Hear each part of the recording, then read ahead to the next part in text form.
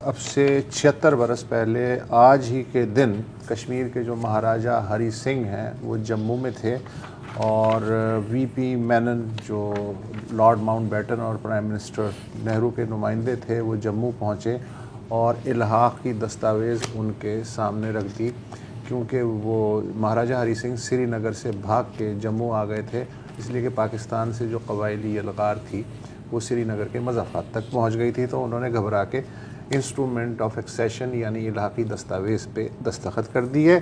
उसके अगले दिन यानी 27 अक्टूबर को भारतीय फ़ौज का पहला दस्ता श्रीनगर एयरपोर्ट पे उतरा और उसने एयरपोर्ट सिक्योर कर लिया।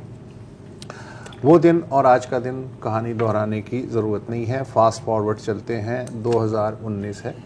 सत्यपाल मलिक गवर्नर हैं जम्मू कश्मीर के। जम्मू कश्मीर में गवर्नर राज लगा हुआ है। मुंतखब हुकूमत 1 साल पहले बरतरफ की जा चुकी है।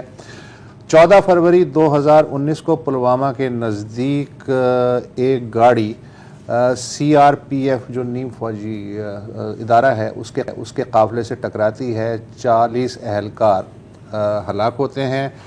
उसके एक हफ़्ते बाद 26 फरवरी को बालाकोट पे भारतीय फ़ज़ाइया का हमला होता है और उसके बाद अगले 2 महीने नरेंद्र मोदी इस पूरे मुद्दे को लेके इलेक्शन कैंपेन का एक बेहतरीन किस्म का हिस्सा बनाते हैं और वोट बटोरते हैं और भारी अक्सरियत से कामयाब हो जाते हैं।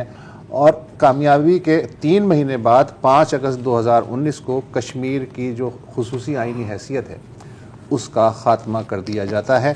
इस पूरे अरसे में सत्यपाल मलिक गवर्नर रहे, उन्होंने ये सब कुछ देखा, सहा और सुना और फिर उन्होंने कहा कि बस बहुत हो चुका और फिर रफ्ता रफ्ता बीजेपी से उनकी राहें जुदा होने लगी। भारतीय हिज़्ब इख्तिलाफ़ के सरकर्दा रहनुमा राहुल गांधी ने उनसे बातचीत की।